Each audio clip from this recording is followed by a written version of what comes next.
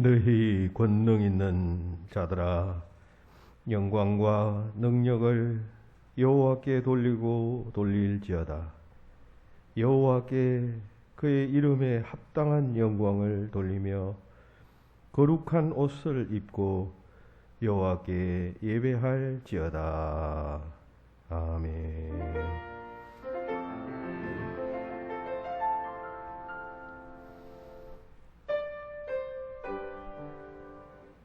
죄악 중에 방황하던 저희를 십자가 사랑으로 구원하시고 천국 백성 삼아주신 은혜 감사합니다.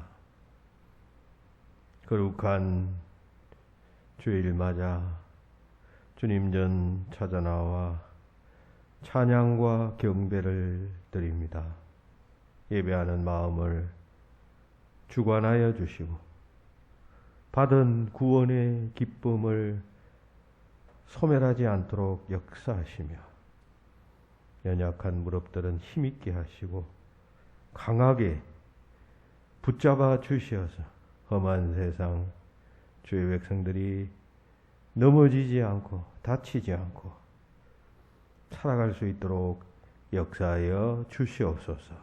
오늘 드리는 예배를 주께서 온전히 받아주시기를 바라옵고 예수님 이름으로 기도하옵나이다.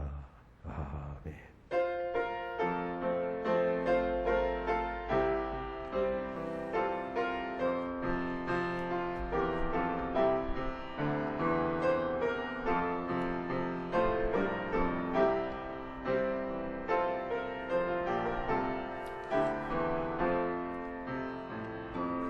지난 일의 동안에 예수 인도했으니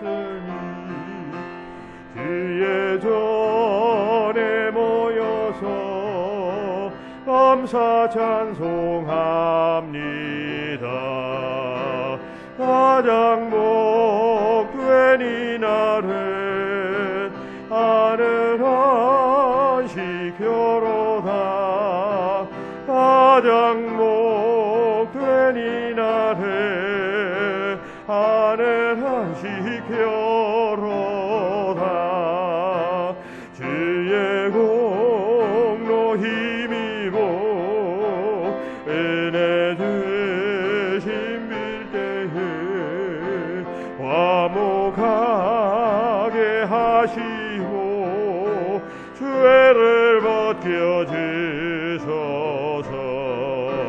세상 걱정 버리고 은혜 받게 하소서.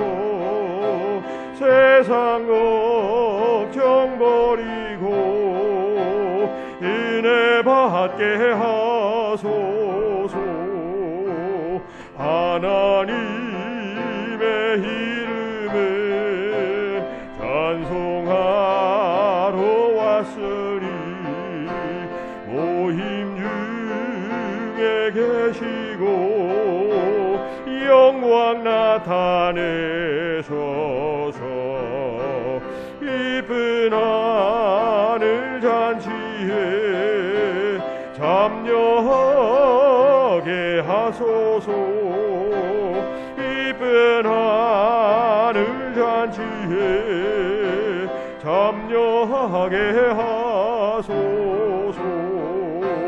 주의 깊은 복음을 모두 듣게 하시고 주의 은혜 베풀어 위로하여 주소서. 주님 오실 때까지 이날 이기리로다. 주님 오실 때까지 이날 이기리로다.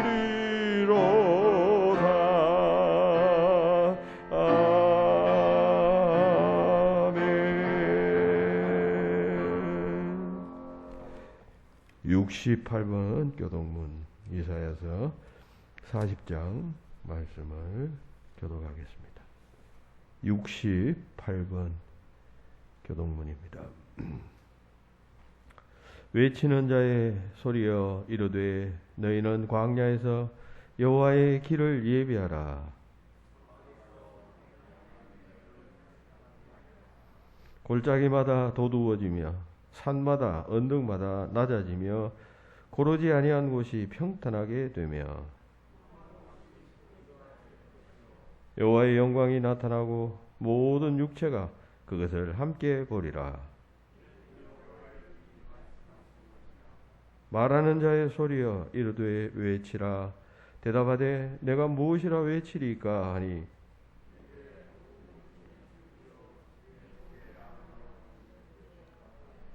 풀은 마르고 꽃이 시들면 여호와의 기운이 그 위에 부음이라. 이 백성은 실로 풀이로다.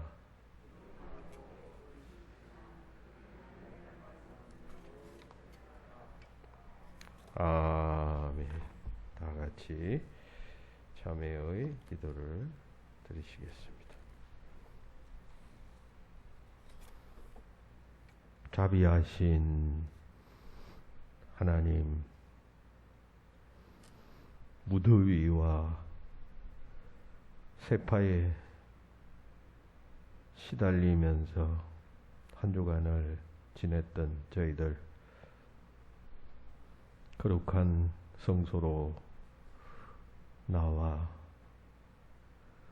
돌이켜보며 허물진 사연들을 주님 앞에 자복하고 치유받기를 원하나이다.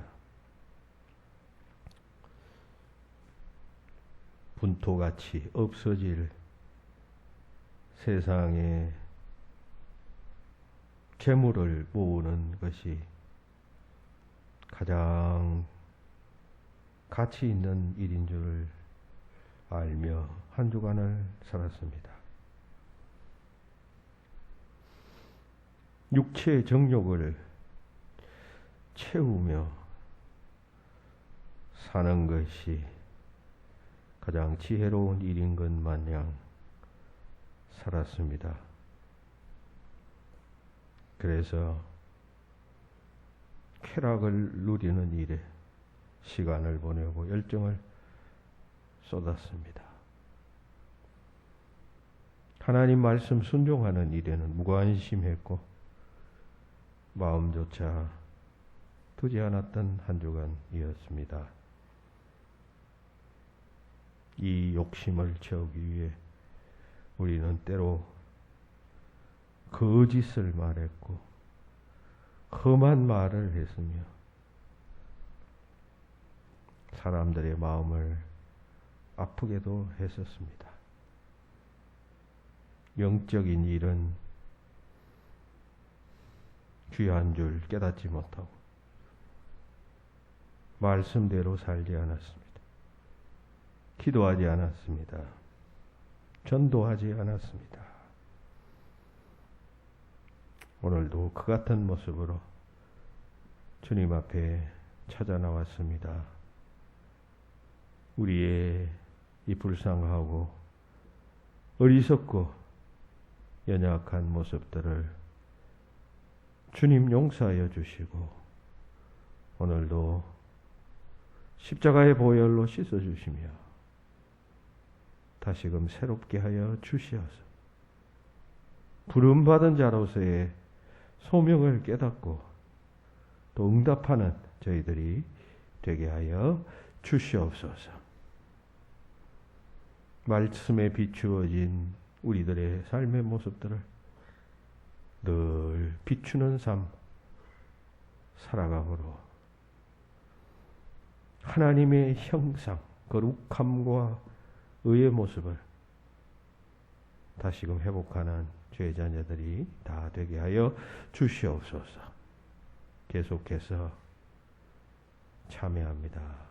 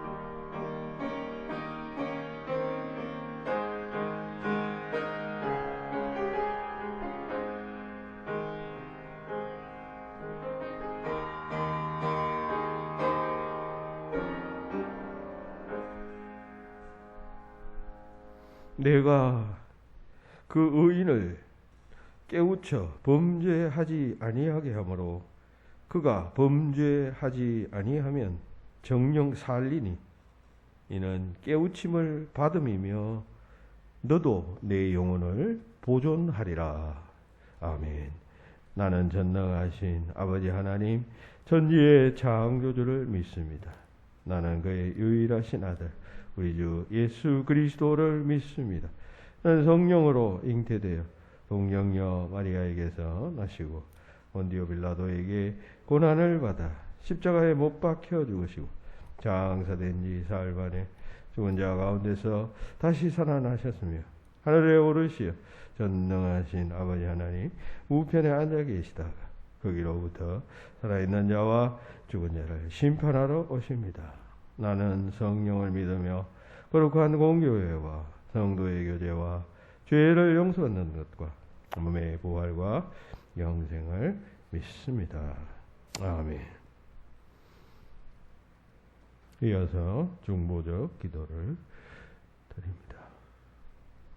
자비로우신 하나님, 먼저 교우들을 위하여 기도합니다. 주께서 만세전에 예정하시고 택정하시어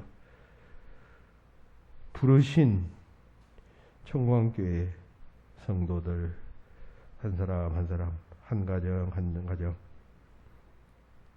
인도하시고 지켜주시어서 부르심에 합당한 삶을 살게 하시고 부르신 하나님께 영광 돌리는 귀한 교우들이 되게 하여 주시옵소서. 구원을 이루어가는 성화의 삶을 살아가게 하시어 영화의 자리에 이르러 주님과 더불어 기뻐하며 영생복락 누릴 수 있도록 역사하여 주시옵소서. 나라 위에 기도합니다. 나라에 무거운 짐을 지고 가는 일꾼들이 있습니다. 대통령을 비롯하여 국무위원들 그리고 정치하는 여야의 여러 국회의원들, 하나님 이들에게는 중차대한 사명이 있고 나라의 운명을 좌지우지하는 귀한 책임들이 있습니다. 이들이 잘못되면 나라의 방향이 잘못되고 전체가 흔들립니다. 그들이 하나님을 의식하며 두려워하며 주어진 귀한 책무들을 잘 감당해 나갈 수 있도록 역사하여 주시옵소서. 어찌 그뿐입니까?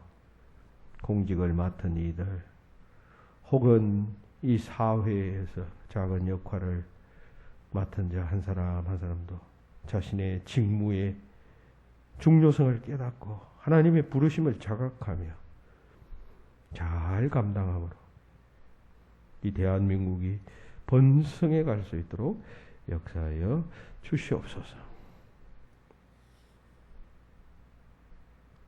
코로나 질병으로 인하여 고통받는 환자들과 또 이 방역 사업을 위하여 불철주야 애쓰고 수고하는 의료진들을 위하여 기도합니다.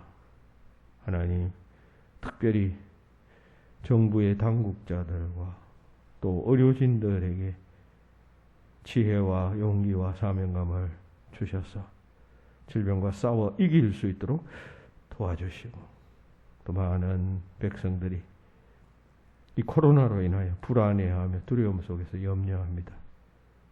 하나님을 의지하며 또 주어진 예방적 조치를 잘 취함으로 능히 극복해낼 수 있음을 알고 승리할 수 있도록 동행하여 주시옵소서.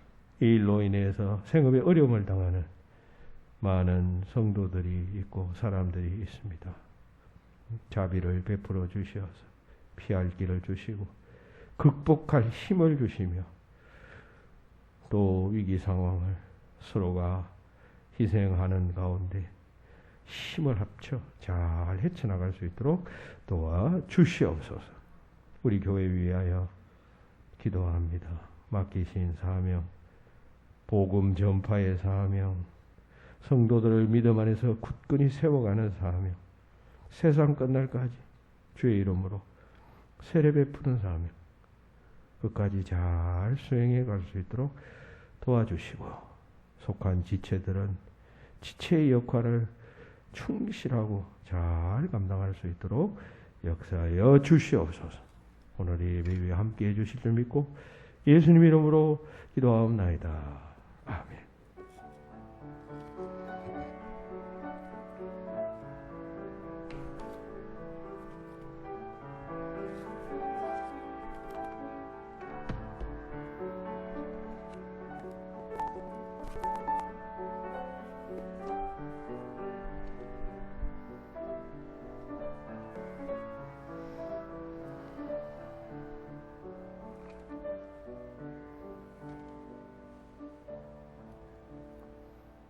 오늘의 말씀은 구약 성경 예레미야서 1장 1절부터 10절까지입니다.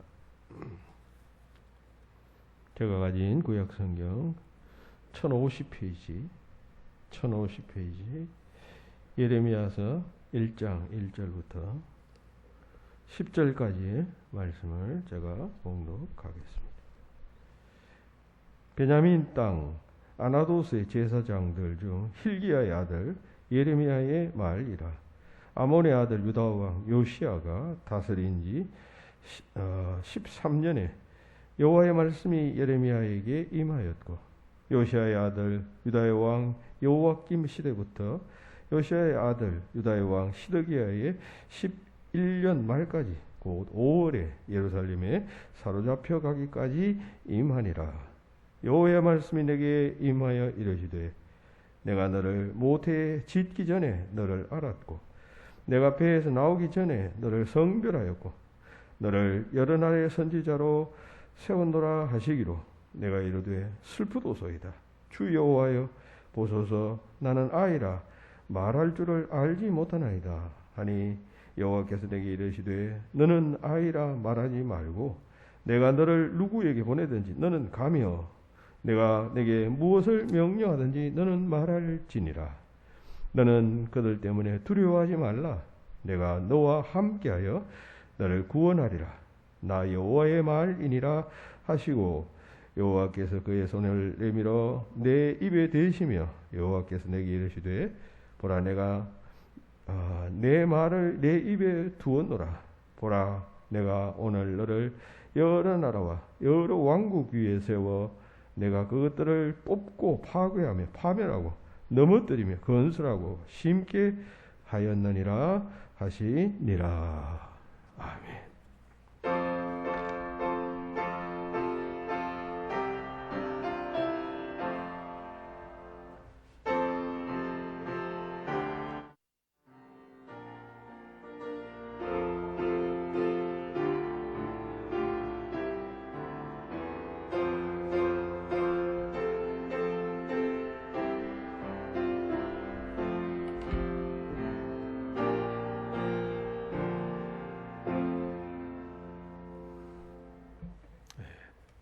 예레미야서는 구약의 24번째 책입니다.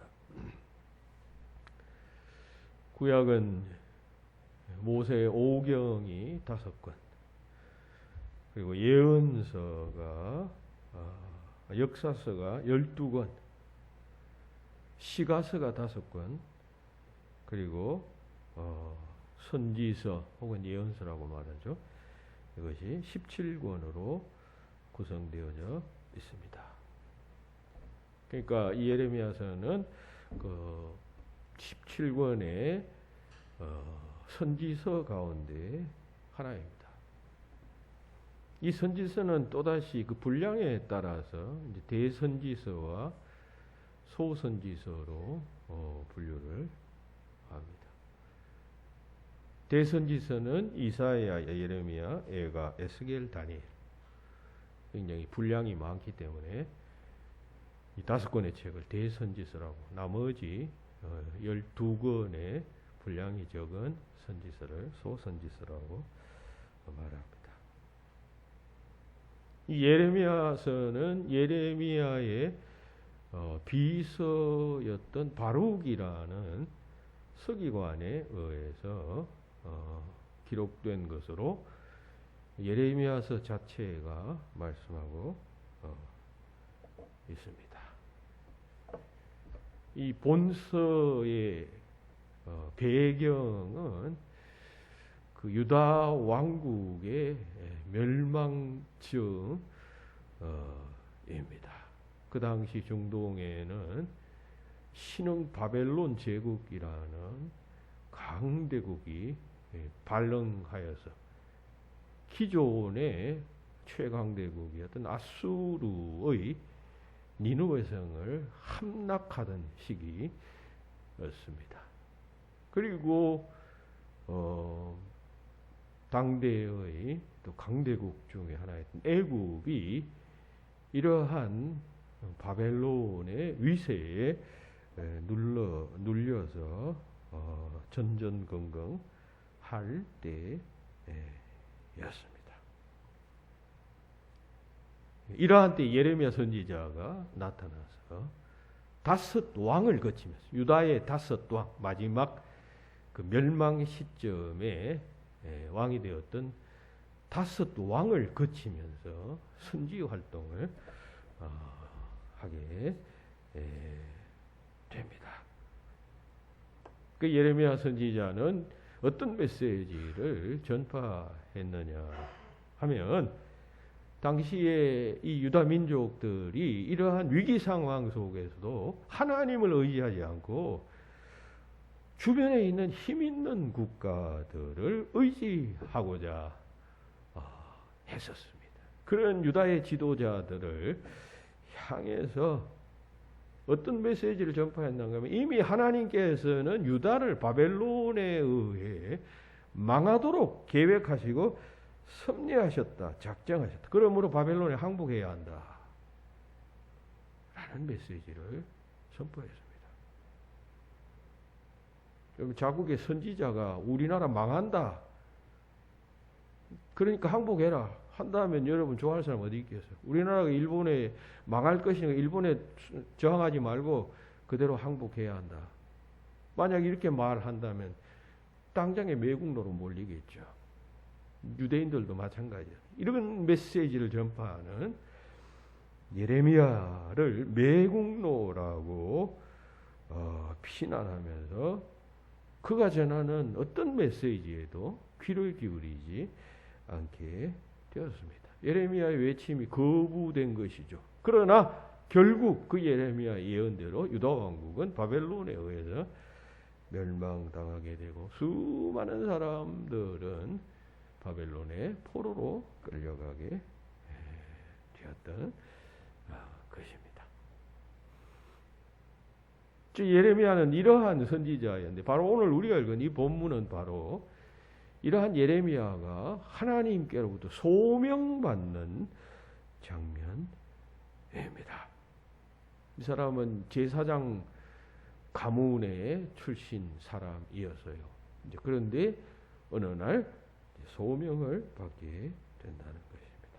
이 소명이라는 말은 불을 소에다가 목숨 명자를 쓰는데, 국어 사전적 의미는 사람이 하나님의 일을 하도록 하나님의 부르심을 받는 일이라고 되어져 있어요.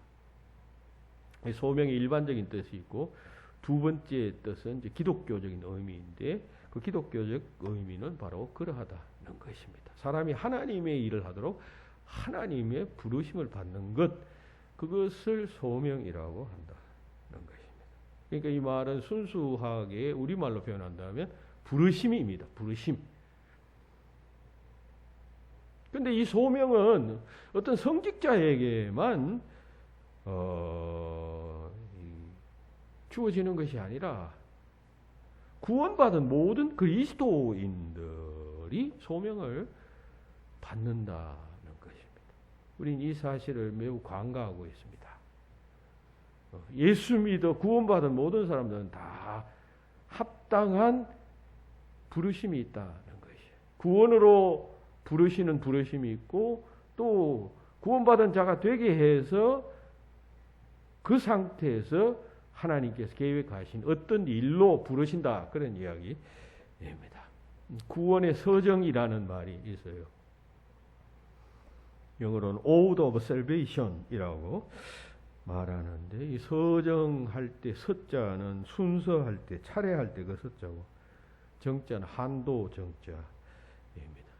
이것은 구원의 단계 혹은 또 뭐 구원의 과정, 구원의 순서라고도 말합니다. 뭐냐 하면 이것은 개혁주의 신학의 구원론에 있어서 대단히 중요한 개념인데 칼빈은 그의 유명한 기독교 강론에서 하나님께서 인간을 구원하실 때 단계적으로 그 구원을 완성시켜 나가신다라고 하는 주장입니다. 그 구원의 단계는 뭐 소명 그리고 칭의, 의롭다 칭하시고 그리고 양자됨, 너를 하나님의 아들, 나의 백성으로 삼는다는 양자됨, 그리고 뭐 믿음, 그리고 회심, 그리고 성화, 영화 등등 이런 어떤 구원의 단계들, 서정들이 있다는 것이에요. 칼빈은 그것이 순서대로 단계적으로 진행된다라고 말했지만 벌카우어라고 하는 정통주의 개혁신학자는 구원의 순서는 없다 이런 주장을 합니다.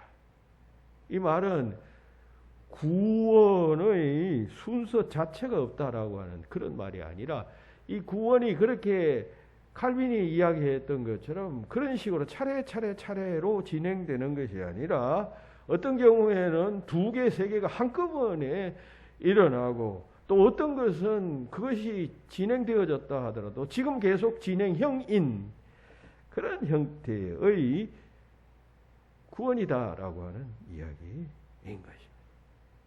그렇죠? 우리가 하나님으로부터 의롭다고 인정받는 그 순간하고 하나님의 양자되는 것하고 그 동시다발적으로 일어나는 일이에요. 내가 의롭다고 인정받고 그 다음에 한참 후에 내가 하나님의 아들, 딸로 인정받는 것이 아니잖아요.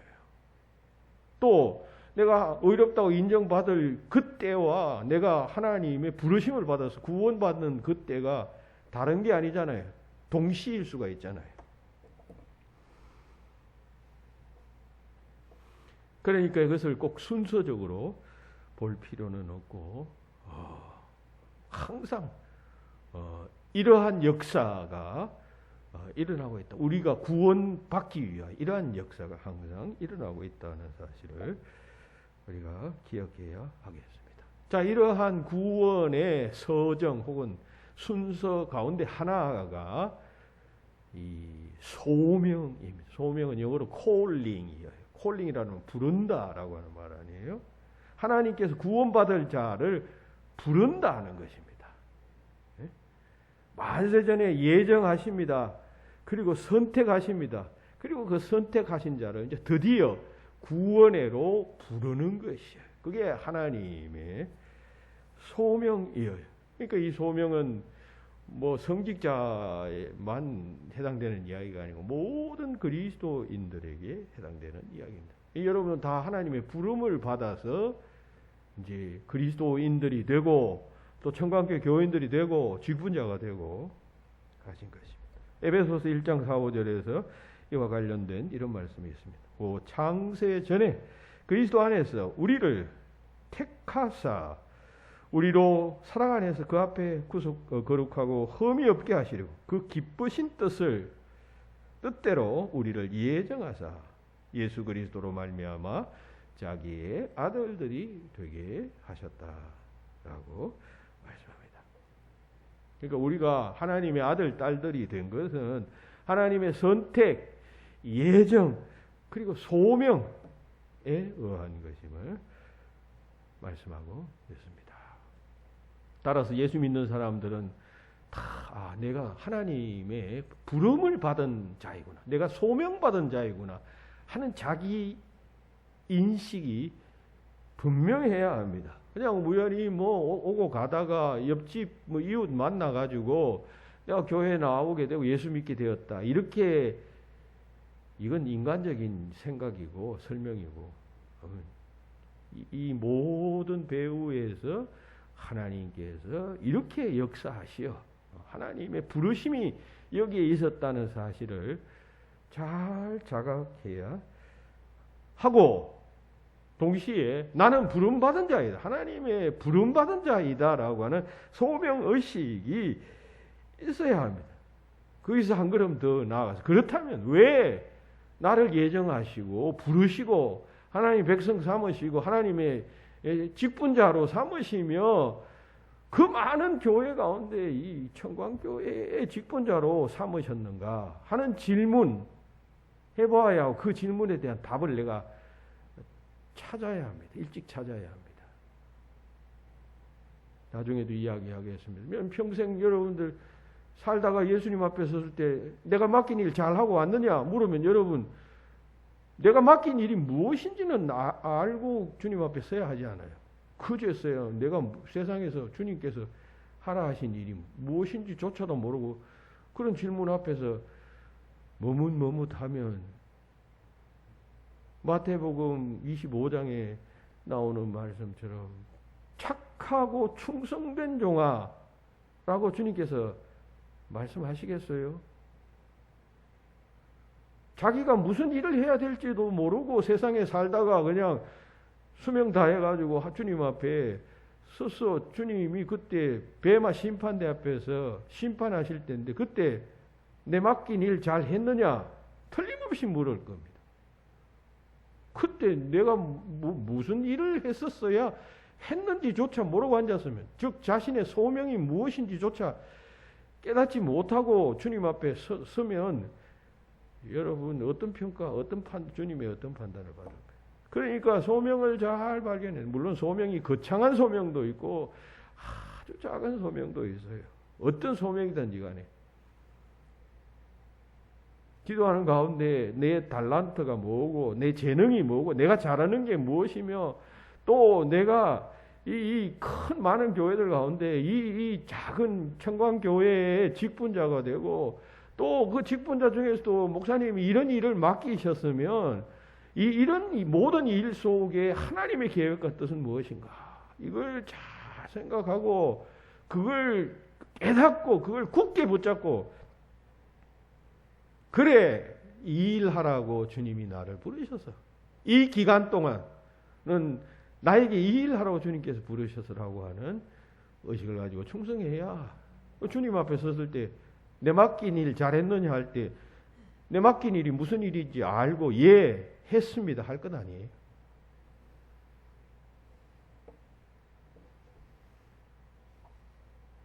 자, 그렇다면 소명받은 자들은 소명하시는 하나님에 대해서 어떻게 응답하는 것이 바른 자세요, 바른 소명자의 태도일 거예요. 그것을 오늘 우리가 읽은 이 예레미야의 경우를 통해서 찾아보고자 합니다. 자, 첫 번째 그 대답은, 하나님께서 소명하실 때 예레미야는 어떻게 대답했냐, 하나님께서는 어떻게 말씀하시느냐 할 때, 내가 가라 하는 곳으로 내가 가라. 그러니까 소명받은 자는 어디든지 하나님 명령하시는 곳으로 가야 한다라고 하는 이야기입니다. 하나님이 저곳으로 가라 하는데 그곳 내가 가기 싫어요. 그래서 나는 저곳은 안 됩니다. 저곳은 내가 싫습니다. 내가 아무리 생각해봐도 그건 그곳에서 맞지 않아요. 그러니 나는 이곳, 내 달란트는 이곳으로 보내주시오. 이건 소명자의 태도가 아니에요. 그건 하나님 위에 그냥 하나님을 가지고 노는 사람 아니에요. 하나님의 놀라운 지혜와 경륜을 가지고 생각할 때 하나님께서 딱 너는 여기다 라고 했으면, 그곳으로 가라 했으면, 그곳이 내가 싫고 가기 싫어도 가야 한다는 말입니다. 그게 소명자의 바른 태도요 자세. 하나님 아닙니다. 내가 내 스스로를 생각할 때 나는 여기가 맞습니다. 이게 나는 이 부분을 잘하고 여기 준비를 많이 해왔으니까 내가 이곳으로 가겠습니다. 이래서는 안 된다 그런 이야기예요. 하나님이 보내시는 곳이면 어디든지 칼 각오를 하고 가는 자가 소명받은 자의 자세인 것입니다. 그러면 하나님께서 가라 하시는 곳으로 소명자가 갈 경우에 가면 한결같이 뭐 그곳 사람들로부터 환영받는 것이 아니에요. 거의 보면 간 그곳으로부터 멸시, 전대, 질투, 시기, 공격 등등 모욕, 비난 당합니다. 그럼에도 그게 싫어서 안 간다 보통 사람들이 말하잖아요. 그러나 소명받은 자는 그럼에도 불구하고 그것으로 가야 한다는 것입니다. 가기 위해서는 이런 분명한 투철한 소명의식이 있어야죠. 하나님이 부르시면 어디든지 간다라고 하는 투철한 소명의식이 있어야지. 여러분 그거 없으면 인간적인 어떤 무슨 동기와 감정만 남아있으면 하나님 이거 가라 하면 쟤 보다가 그냥 아이쿠 그냥 나는 이 교회 안 나오겠습니다. 이렇게 되는 것이에요. 내하고 안 맞는데 왜 나옵니까? 그런 자는 어디든지 가라고 할 때 가지 않는 자는 여러분 소명 감당하기가 어렵습니다. 그러니까 철저한 소명의식까지. 여러분 사도행전에 그 바울 시대 때 보면 사도 바울이 소명을 받아가지고 자기와 동행했던 데마라고 하는 선지자가 그 소명의 길을 이탈했던 장면이 나오잖아요. 그 디모데후서 4장에 보면 데마는 이 세상을 사랑하여 나를 버리고 데살로니가로 갔고 그 이유는 분명히 말하지 않아요. 세상을 사랑했고 라고 하는 말만 하고 있어요.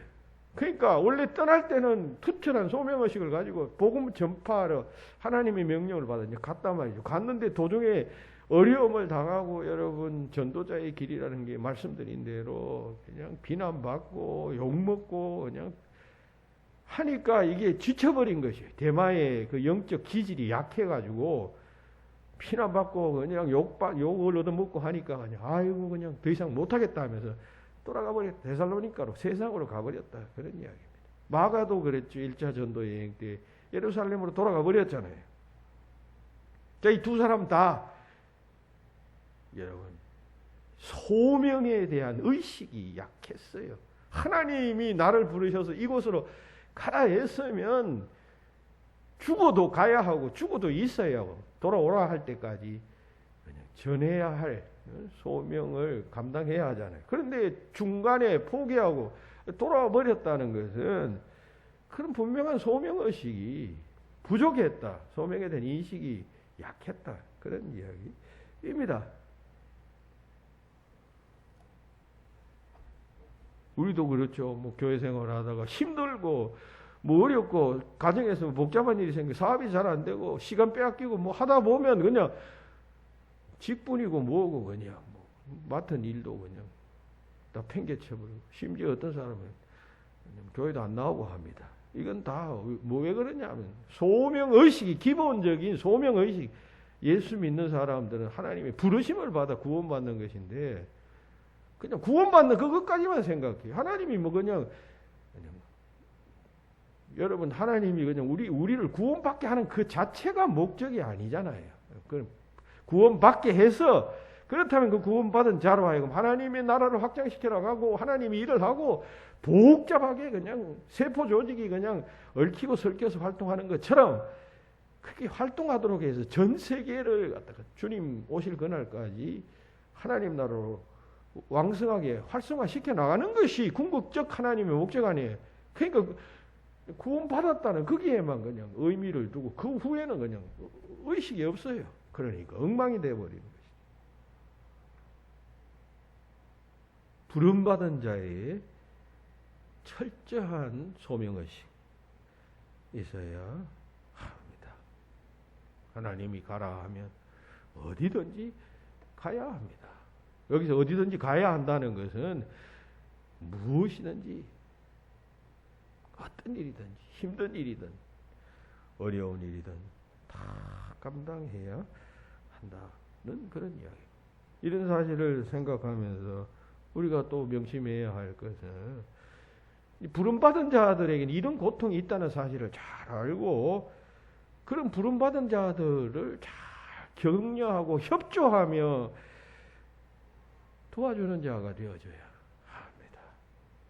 하나님의 부르심에 대한 몰 이해는 그러니까 자기 자신에 대한 하나님의 부르심에 대한 몰 이해도 문제지만 다른 사람을 부르시는 하나님 그 소명에 대한 몰 이해도 여러분들 자칫하면 하나님의 해방자가 되도록 한다는 사실을 기억해야 해요.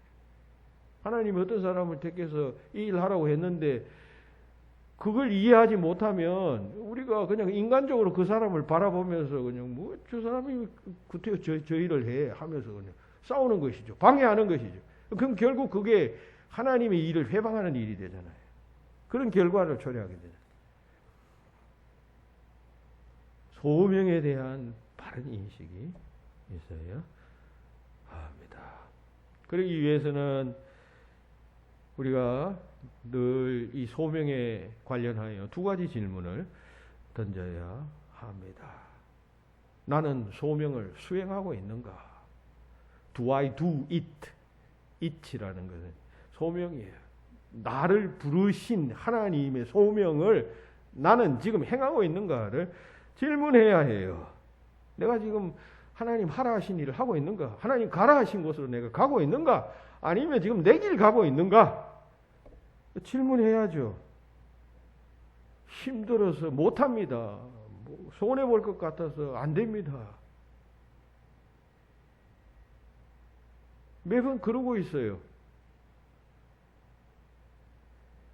그러면 여러분 그 소명에 응답하는 게 아니죠. 하나님의 소명, 하나님의 부르심에 부르시는 자가 그곳 가라 했으면 힘들고 어렵고 불가능하다 보이더라도 하나님이 가능하니까 가라 하신 것 아니겠어요? 그렇게 믿고 예 가겠습니다.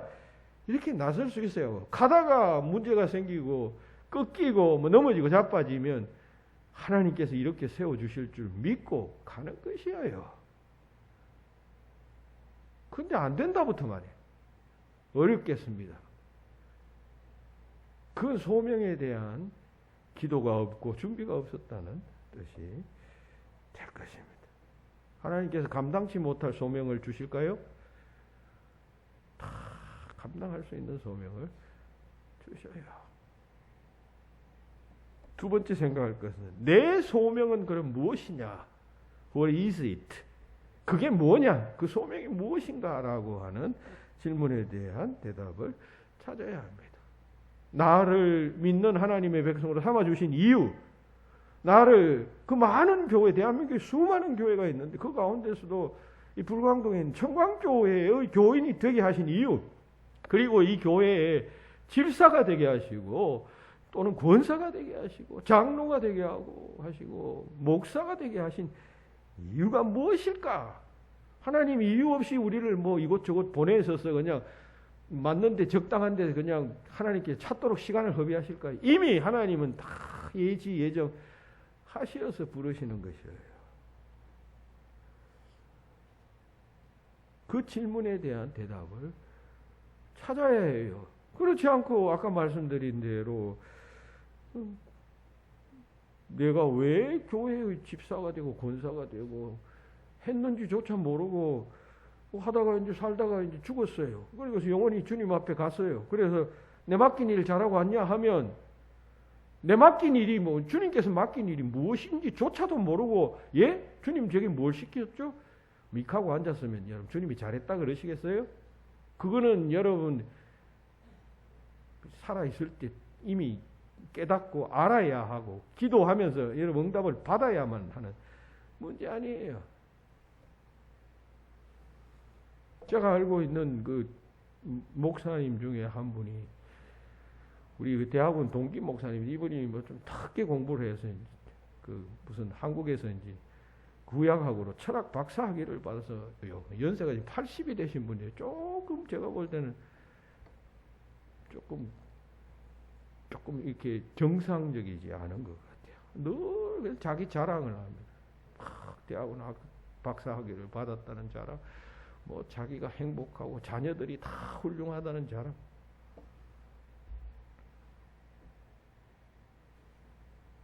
그래서 그걸 막 이렇게 카톡에 올리는데, 여러분, 이게 막 철자가 하나도 안 맞아요. 철자. 옛날 분이셔서 그러실 수 있다라고 생각도 되지만, 그러니까 그분의 글을 이해하려면 그냥 2번, 3번, 4번 정도 읽어야 겨우 이 뜻이구나 알 정도로 그렇게 된다는 것이죠. 여러분, 우리가 국민학 초등학교 제일 먼저 들어가면 뭐부터 가르쳐요? 여러분, 국어 가르칠 때 받아쓰기부터 가르치잖아요. 받아쓰기. 여러분, 받아쓰기 몇 점 맞았어요? 보통 90점, 100점 이렇게 맞잖아요. 처음 하고 하면. 근데 못하는 아이들은 60점, 50점 이렇게 맞는. 여러분, 그걸 잘 통과해서 받아쓰기를 잘 해야 돼요. 처음부터.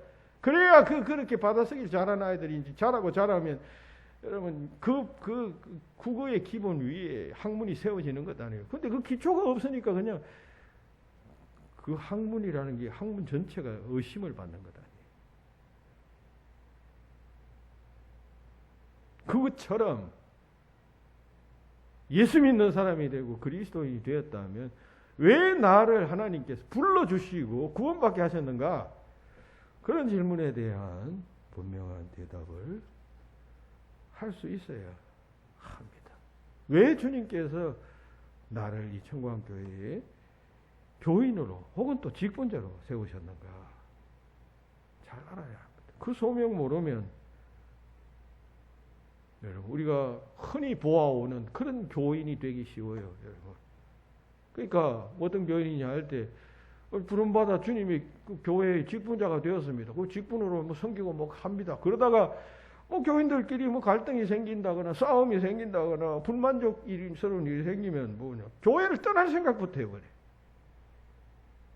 이 직분자로 부르시는 그 부르심에 대한 하나님의 소명의식이 전혀 없는 것이죠.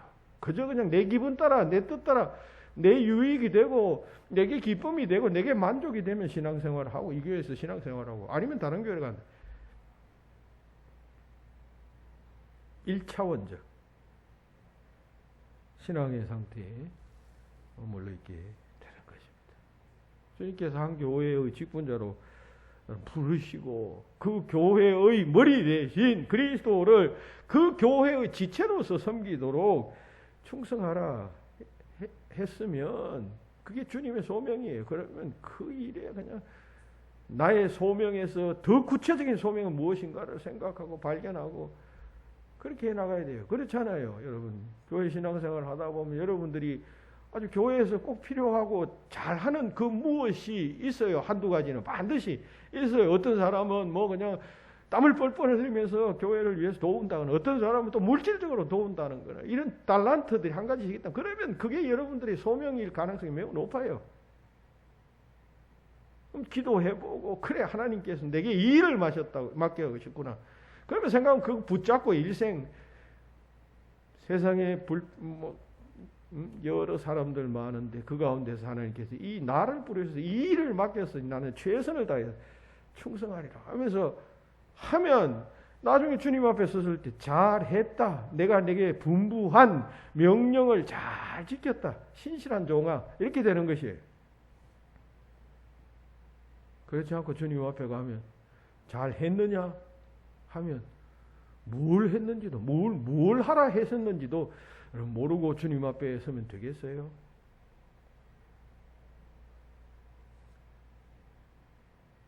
소명에 대한 바른 인식과 자각이 있어야 합니다.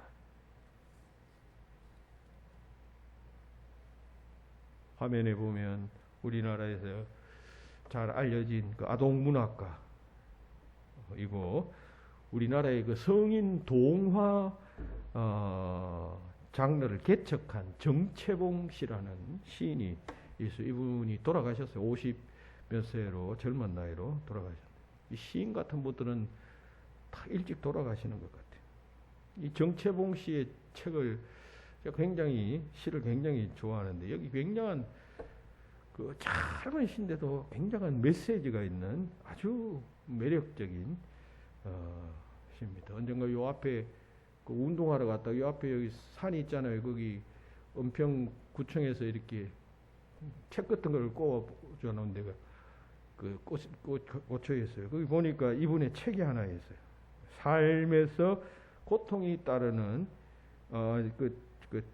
책 내용이 책 제목이 처음 마음으로 돌아가라라고 하는 책인데 그 책을 쭉 시를 거기서 읽어 보니까 참 멋있는 시가 하나 있었어요. 그 시 제목이 삶에서 고통이 따르는 이유라고 하는 글이었어요. 이 사람은 그 마치 글을 갖다가 그 동화 같은 글을 갖다가 아주 시처럼 이렇게 탁탁 잘라가지고 그렇게 시를 쓰는 다 그 시마다 어떤 메시지가 있어요. 곧 이 시는 이런 시예요. 보시다시피 생선이 소금에 절임을 당하고 얼음에 냉장을 당하는 고통이 없으면 썩는 일밖에 없다. 참 얼마나 참 시인의 그 예지력이라 그럴까요? 아주 그 참 통찰력이라 그럴까요? 소금이 그 생선이 소금에 절임을 당해야 오래 가잖아요. 또 냉장 보관해야 오래 가잖아요. 그런데 그런 게 없으면 금방 썩는다. 썩을 수밖에 없다. 그런 이야기예요. 그러니까 이 이야기는 의미 있고 가치 있는 일은 언제나 자기 희생이 필요하다는 그런 이야기이기도 하고 또 한편 자기만을 위해서 안일한 삶을 사는 사람은 그 삶의 수명이 아주 짧다는 그런 이야기이기도 합니다. 동시에 또 넓게 영적인 의미로 해석을 한다면 하나님의 소명을 받은 자들은 때로 이 소금의 절임과 같은 그런 따가운 아픔을 경험해요. 냉장 당함과 같은 그런 아주 그냥 꽁꽁 어는 것과 같은 그런 시간을 가져야만 한다. 그래야 썩지 않고 주어진 사명을 잘 감당해낸다라고 하는 그런 이야기입니다. 소명이라는 것은 그런 것이에요. 이 아름다운 시 여러분 꼭 기억하시고 일부러 주보에도 여러분 실어 놓았어요. 생선의 소금의 절임을 당하고 얼음의 냉장을 당하는 고통이 없으면 썩는 길밖에 없어요. 소명이 그래요. 하나님의 소명은 이런 것이에요. 그러므로 이런 사실 잘 알고 주께서 나를 그야말로 선한 곳으로 하나님의 역사와 위대한 일을 위하여 나를 부르신다. 지금 내가 생각할 때는 소금에 절임 당하고 냉장 당하는 얼음에 냉장 당하는 느낌을 가질 수밖에 없지만 그러나 이를 통하여 썩지 않게 하시고 하나님 나라를 확장시키십니다. 그리고 결국 우리가 다 누구든지 아무리 오래 사도 다 주님 앞에 설 것 아닙니까? 그때 주님께서 어깨를 툭툭 치시면서 잘했다, 애썼다. 세상 살 동안 네게 주어진 내가 네게 맡긴 사명을 네가 잘 감당하고 왔구나. 그래 여기서는 이제 영원한 영광 나와 더불어 함께 누리자. 이렇게 말씀하실 것입니다. 우리의 눈이 언제를 향하고 있느냐가 여러분들의 삶의 질을 결정합니다. 멀리 바라보며 내게 주어진 그 소명을 잘 감당하는 자가 되어져야 합니다. 두 번째, 세 번째는 다음 시간에 하도록 하겠습니다. 기도하십시다. 하나님 감사합니다. 위기와 격동 혼란의 시기에 하나님께서 예레미야를 부르셔서 주께서 하라 하신 일을 하게 하시는 본문 말씀을 통해서 교훈 삼았습니다. 주께서 부르시면 어디든지 갈 수 있는 저희가 되게 하여 주시옵소서. 무슨 일을 맡기시든지 내가 하겠습니다 할 수 있는 마음을 저희들에게 허락하여 주시어서 지금은 미처 알 수 없고 지금은 깨달을 수 없지만 결국 그리하여 주께서 나를 부르시고 가게 하셨구나 깨닫고 감사하며 주님 앞에 영광 돌리는 저희가 되게 하여 주시옵소서. 주 예수 그리스도의 이름으로 기도하옵나이다. 아멘.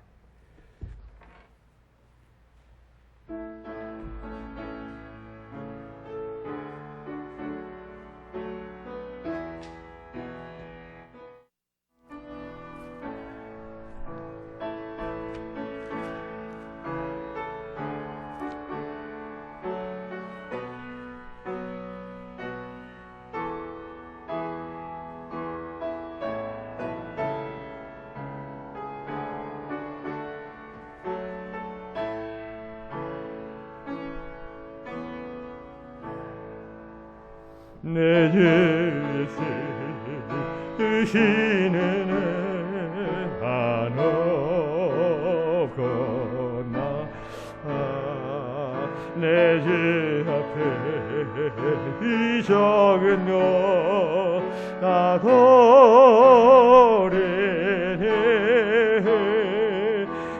예수여 내 정성을 받으소서 주나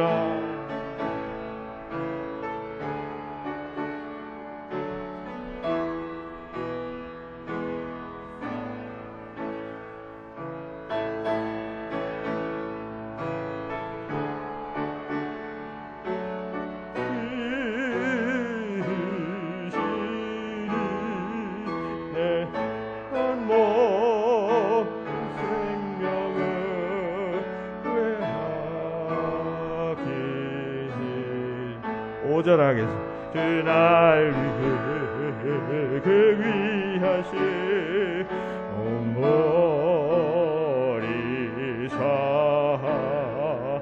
이내 몸은 피값으로 다셨으니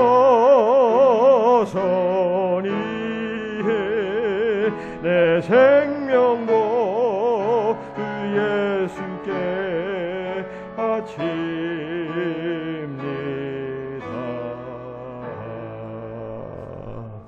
하나님 감사합니다. 한없는 은혜 감사하며 주님 앞에 예물 예배할 때 모아 준비하여 드립니다. 우리의 정성을 기뻐 받으시고 일생 생명 아끼지 않고 주를 사랑하고 헌신하며 부르신 합당한 뜻을 발견하고 또 그 소명을 잘 감당해내리라. 주님 앞에 예배할 때마다 결단할 수 있도록 역사하여 주시옵소서. 주 예수 그리스도의 이름으로 기도하옵나이다. 아멘. 교회의 소식 주보를 참고하시기 바랍니다.